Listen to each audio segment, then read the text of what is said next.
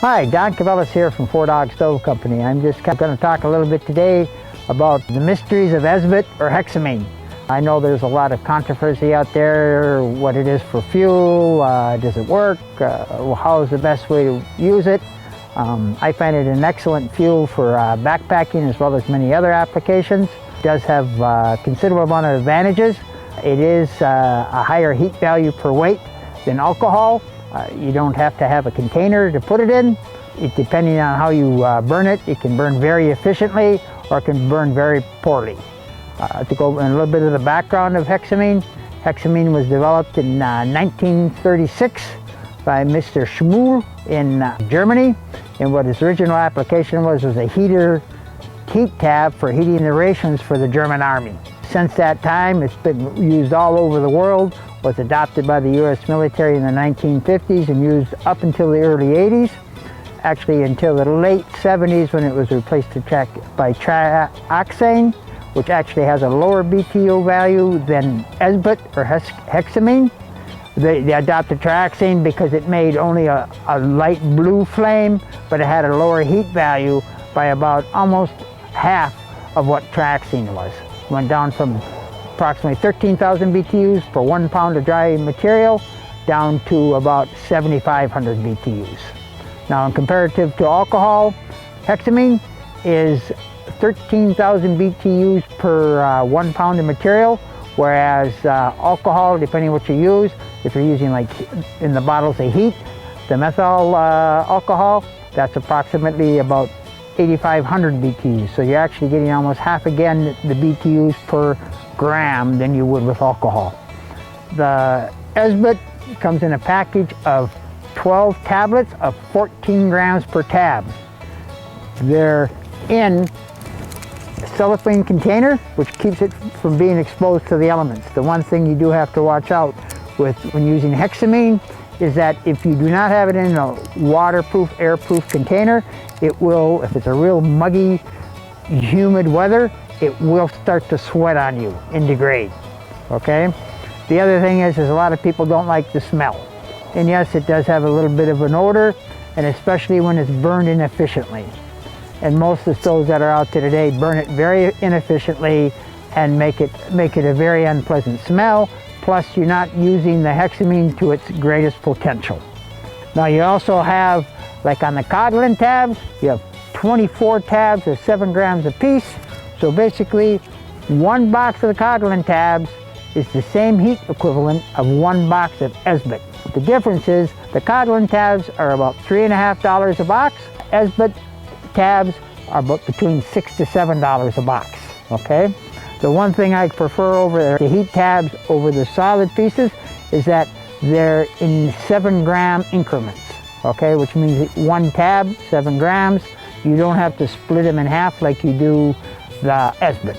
But the nice thing with the Esbit, they do have score lines that facilitate the breaking. Probably the most popular and most well-known Esbit stove would be standard folding stove. It has a closed position, 2 positions open. As you see here, it has perforations on the bottom to help for the airflow, and then you have your pot stand. These were designed to where you could store multiple plackets of the Esbit and fold for transport. The disadvantage of this type stove is it burns very inefficient. It was originally designed, it still is in this form, given with the ration packs in the German, British, and Dutch militaries. Then you have this very simple stove, which actually comes bent flat. Okay, sometimes it's called an emergency stove. This is also provided with the French military ration packs. It's more designed to be used with canteen cup, and it actually works quite well. Very simple, but works quite well. I actually think this was more efficient than the larger stove. Both of these are probably working at about a 30% efficiency. You tend to get a tarry residue on the bottom of your pot, okay, because you're not burning the Heximine to the efficiency possible. My experiences with this type of stove was when I was quite young, is that I'd sit there and I'd burn a solid tab for approximately, they'll burn for approximately 12 to 15 minutes, and at the end I ended up with a piss warm pot of water. That was very discouraging, and I think a lot of people had that same experience. Here we have the old military canteen cup stove. The idea of this one was is that you would put your canteen cup here, and then you would place your solid fuel tab, and this was placed over there. There was probably tens of thousands of those made and given out to the U.S. military.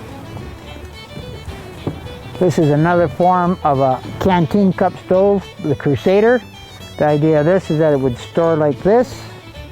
When put with the canteen cup, here your heat tab was put here. This was folded over, and your canteen cup will go like that. That actually, it works fairly well. As you can see, it's protected from the wind, it's contained, it tends to draw around the mug quite well, but there again, it leaves your tarry residue. This would be just a simple version of some 1/2-inch wire mesh, put on a little tin. You would place your pot directly on there. See how simple it can be? Doesn't have to be very complicated. This is a small folding titanium Esbit stove. A lot of people are familiar with that. It folds quite small, extremely lightweight, very compact, has your pot stand and container for your fuel. As you can see, it works quite well. Has notches for different size mugs, so you could go from the Snow Peak 600, 900 without any problem.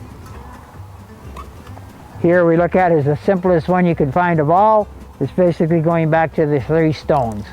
3 stones placed on the ground. Your hexamine placed in the center. Your pot resting on the 3 stones. Then we have here, now here's a little more advanced, very simple little stove. Will fit down to a Snow Peak 450 mug. If you notice, there's like a small fan grate in the bottom. The air comes in underneath, gets preheated, causes turbulence, extremely compact, and then now that would increase your efficiency to probably around a 50 to 55% efficiency. Then what you do, you don't get that black tarry residue like you normally would have. If you don't get the good efficiency, the tarry residue is the same thing like you see when burning wood. It's not burning efficiently. By not burning efficiently, that's unburnt fuel. This is an extremely well-known little stove. They call it the graham cracker stove. It's made out of titanium, extremely compact, works very well. People are very happy with that. When used in corporation with a Caldera cone, it allows the individual to burn his hexamine Esbit very efficiently, and is very popular and well-known. Here, you place your tab like this. By containing around it, it restricts the burn. Works very well. It also allows the individual, by turning your pot stand, it allows the individual to stack 2 layers of hexamine. That has to be used with incorporated with some sort of pot stand, or it doesn't work. This here is just a simple alcohol burner, turned upside down, and the hexamine burned on top, incorporated with a small windscreen. Another version of the Esbit stove, but marketed by Coghlan's. There again, they call it an emergency stove. This is very similar to the style that's used by the British military.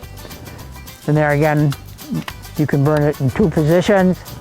You place your hexamine in the center. Same principle as the old Esbit stove. Now we have one of my Bush Cooker Light 1. That is basically a secondary combustion stove. So what that allows you to burn hexamine very efficiently, probably getting up to a 70 to 80% efficiency. With that there, I'm able to, with 1 ounce of hexamine, I can actually bring a liter of water to a rolling boil, 212 degrees, in less than 5.5 minutes, which is comparative to a lot of propane type stoves. And how that does that, it gasifies the hexamine, gets a secondary combustion, thus allowing it to burn it much more efficiently. You eliminate the tarry residue that you find when used otherwise. You can also use that same application in like a Bush Buddy type stove or like a tin can bush cooker, anytime where you're getting your secondary combustion. no matter what stove you burn Heximine with, you're always better off using a windscreen. And I would say that applies to any stove, because the reality of it is, this is a very low value BTU stove, and so you want to contain as much of your energy as possible to be transferred from the flame to your pot and not lost to the atmosphere. So I really think a windscreen is a must when used with the Heximine. As you notice here, I do have like this simple windscreen here that I make myself that works perfectly with a small titanium folding stove. Allows the individual to use a snow peak, as you can see here. That makes for a perfect combination. You're going up about a third up the sides, contains your flame inside your stove in your windscreen, and you're not losing it to the outside. This stove here will also, like this setup here, would also work real well with oil camp pot. Now, depending on what stove you use, I'd incorporate some sort of windscreen. Even like on this one here, this would work well with this type of stove, the graham cracker stove, and with inverted alcohol burner. The only thing you have to do when using these on those is put a couple tent stakes across and then place your pot on top. That's not as optimum as coming up the sides, but it still is containing your flame from the outside atmosphere. This little stove works quite well. I'm quite impressed on how well it used for how simple it is. It's a good combination, very well engineered, good combination of between the distance from the Heximine to the pot. It works very, very well. So here, some people will incorporate a simple windscreen across the front and the back. That seems to help quite a bit. I've never been too happy with using one of these. My favorite to use would be in the bush cooker or bush buddy type stove. I find on these type of stoves, stack your tabs on top of each other for a slower burn, or if you spread them out, it'll burn faster and hotter but not quite as efficient. The same thing I find with this. I tend to like, when I burn one in here, I tend to break the tab in half, because then I have more surface area that's exposed to be burned. There's no problem getting to a boil, I find, especially when you use any sort of secondary burner type stove, where you're getting a secondary combustion. And that also, once again, eliminates you from getting the tarry residue on your pot. Some people say they're a little bit hard to light. I find that you can't have it exposed to the wind when you're lighting it. The other thing I find that it'll start to burn, so what I tend to like to do, I always carry my pliers, so I will tend to hold it with my pliers, light it, and then I'll set it down into my stove. If I'm using a stove like this, I will tend to light it right in place, and then place my windscreen.